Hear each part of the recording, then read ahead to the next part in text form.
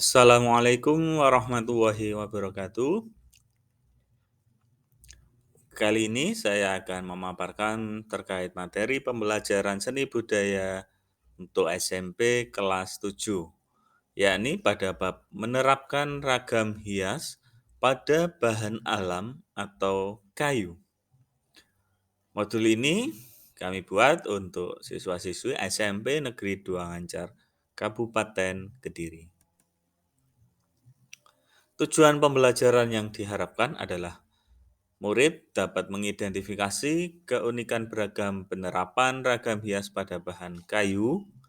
Yang kedua, murid dapat mendeskripsikan keunikan beragam penerapan ragam hias pada bahan kayu. Yang ketiga, murid dapat mengekspresikan diri melalui penerapan ragam hias flora, fauna, alam benda, atau geometris pada bahan kayu. Penerapan ragam hias pada bahan kayu. Pada masa lampau, kayu digunakan sebagai perabot rumah tangga atau bagian bangunan. Banyak perabot kayu atau bagian bangunan tersebut diberi sentuhan ragam hias.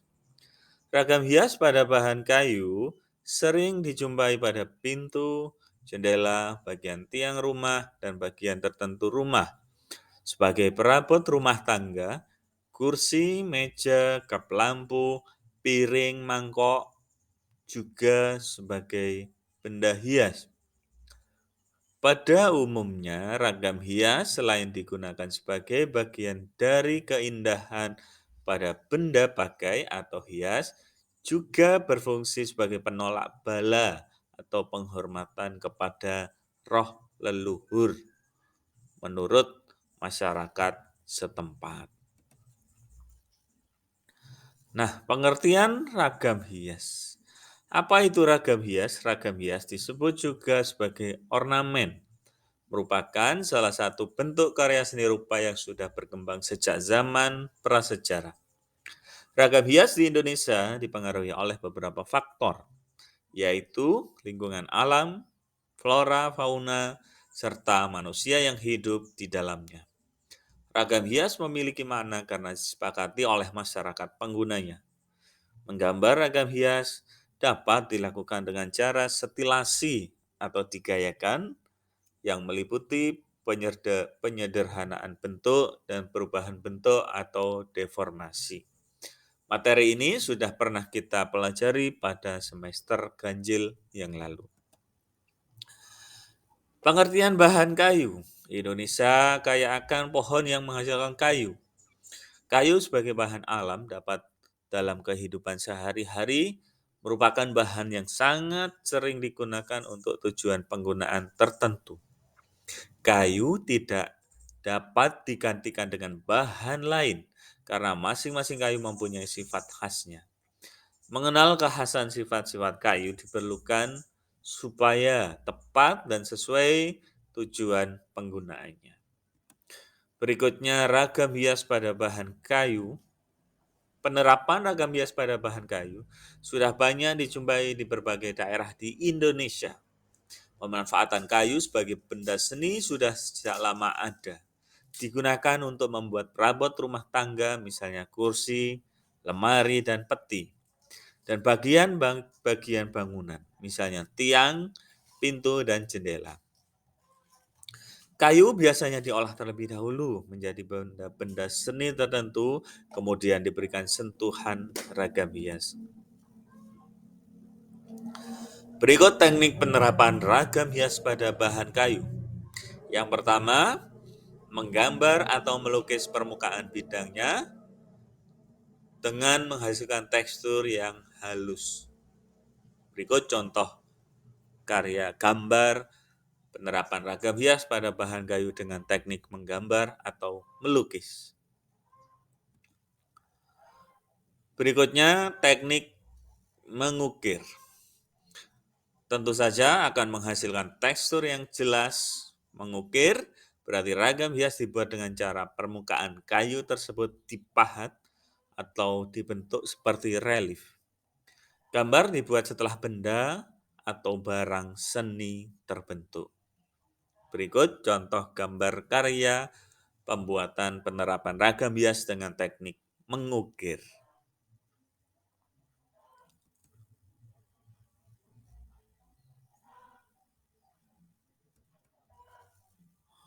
Berikutnya, contoh penerapan ragam hias pada bahan kayu di Nusantara.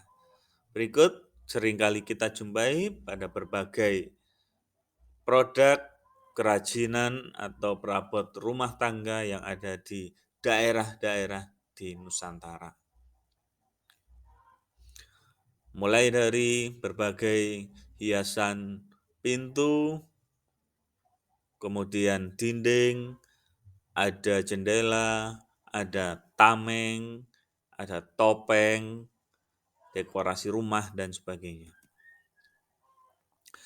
Lalu jenis dan sifat bahan kayu. Kayu yang digunakan untuk media gambar atau lukis atau ukir, sebaiknya dipilih kayu yang memiliki tekstur rata agar dapat mudah dibuat sebagai media berkarya. Saat ini, tidak jarang terdapat kayu yang memiliki permukaan datar dan halus serta memiliki volume ringan. Berikutnya, beberapa contoh bahan kayu untuk membuat kerajinan. Mulai dari karakter kayu yang kuat sampai karakter kayu yang tidak terlalu kuat. Yang pertama ada karakter kayu jati dengan memiliki ciri awet dan kuat, corak fisik alami, daya retak rendah, serat lurus atau berpadu tekstur yang agak kasar dipergunakan untuk semua kerajinan. Karakter kayu mahoni baru bisa dipanen setelah umur 30 tahun atau lebih. Untuk mebel, alat olahraga, alat musik, dan keperluan bangunan lainnya. Karakter kayu sono keling, warna merah tua atau ungu garis hitam gelap, sifat kembang susut, besar, keretakan tinggi, tekstur halus, serat lurus, awet, kuat untuk perkakas dan ukiran. Karakter kayu suren, warna merah daging, sifat kembang susut besar, tingkat keretakan tinggi, tekstur keras, agak halus, serat lurus, gelombang digunakan untuk semua kerajinan. Berikutnya, karakter kayu sungkai. Warna putih kekuningan, daya retak tinggi, serat lurus bergelombang, tekstur kasar digunakan untuk kayu bangunan, perkakas, seni ukir, dan pahat. Finish mewah, kayu ornamentif. Berikutnya karakter kayu kriung, warna merah coklat, oranye cerah, pengerjaan sulit, kembang susun kecil, daya retak rendah, serat lurus atau berpadu, tekstur agak kasar digunakan untuk bahan bangunan perkakas dan kapal. Berikutnya karakter kayu bayur. Warna coklat merah, pengerjaan mudah, kembang susut, kecil, daya retak rendah, serat lurus atau berpadu, tekstur kasar, digunakan untuk bangunan, kapal, perkakas, seni ukir, dan pahat. Lalu karakter kayu durian, warna merah jambu, coklat merah, pengerjaan mudah, kembang susut besar, daya retak rendah, serat lurus, tekstur kasar, tidak merata, baik digunakan untuk kerajinan. Berikutnya, karakter kayu pulai, warna putih kekuningan, pengerjaan mudah, kembang susut sedang, serat berpadu, tekstur agak kasar halus, baik untuk seni ukir pahat atau gambar. Dan yang terakhir, karakter kayu ramin, warna kuning muda keputihan, pengerjaan mudah, mudah pecah, daya retak tinggi, kembang susut besar, serat berpadu, tekstur halus merata, dipergunakan untuk mainan anak-anak dan bergagas. Selanjutnya, teknik berkarya pada bahan kayu. Ada dua teknik. Yang pertama adalah teknik mengukir. Mengukir adalah membentuk tonjolan dan cekungan berbentuk ragam hias tertentu pada permukaan kayu dengan menggunakan alat pahat. Alat utama untuk mengukir adalah pahat yang terdiri atas berbagai ukuran dan pemukul dari kayu atau karet. Jenis pahat atau tatah, ada 4 jenis pahat yang biasa dipakai, yaitu 1. Pahat penguku, bentuknya lengkung seperti kuku manusia. Gunanya adalah untuk mengerjakan bagian yang lengkung, melingkar, membentuk cembung, cekung, ikal, dan pecahan aris maupun pecahan cawen. Lalu yang kedua adalah pahat lurus atau disebut pahat penyilat. Bentuknya lurus, gunanya mengerjakan bagian yang lurus, rata, membuat dasaran dan membuat siku-siku tepi ukiran dengan dasaran.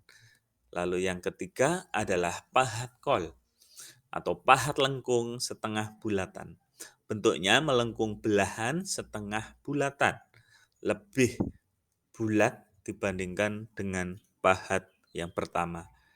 Kemudian gunanya adalah untuk mengerjakan bagian-bagian cekung yang tidak dapat dikerjakan dengan pahat yang pertama tadi atau pahat kuku. Yang keempat adalah pahat pengot atau pahat miring. Bentuknya mata pahat pengot berbentuk miring meruncing dan tajam sebelah. Gunanya pahat ini membersihkan pada sudut sela-sela ukiran dan meraut bagian-bagian yang diperlukan. Lalu alat pemukul.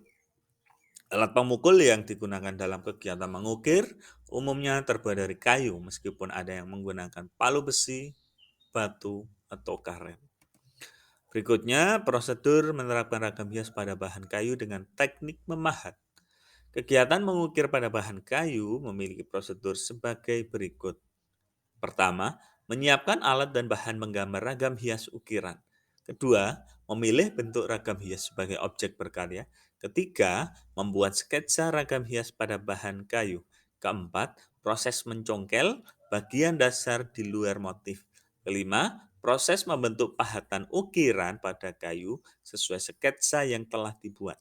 Keenam, menghaluskan bagian-bagian ukiran dengan menggunakan amplas atau permukaan ukiran agar lebih halus.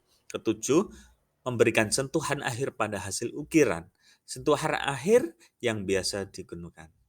Kedelapan, pada hasil ukiran adalah menutup hasil ukiran menggunakan sila agar serat kayu hasil ukiran tetap tampak. Berikutnya teknik berkarya pada bahan kayu yang kedua yaitu menggunakan teknik menggambar atau melukis. Teknik menggambar dibuat setelah benda atau barang seni terbentuk. Kayu pada dasarnya dapat diberi warna dengan berbagai macam cat, misalnya cat minyak atau cat akrilik. Oleh karena itu, produk dari bahan kayu dapat diberi hiasan ragam hias dengan teknik melukis. Selanjutnya adalah prosedur menerapkan ragam hias pada bahan kayu dengan teknik melukis. Pertama, menyiapkan bahan dan alat melukis seperti cat akrilik, cat tembok, kuas, dan palet. Kedua, menyiapkan bahan kayu atau papan kayu. Ketiga, membuat rancangan gambar ragam hias pada kertas. Keempat, memindahkan gambar rancangan tersebut pada permukaan bahan kayu. Kelima, menerapkan cat untuk menyelesaikan gambar ragam hias. Keenam, memberikan lapisan vernis atau cat transparan pada permukaan kayu sebagai finishingnya. Berikut contoh produk-produk kreatif dari bahan kayu yang dibuat dengan teknik melukis ataupun mengukir dan memahat.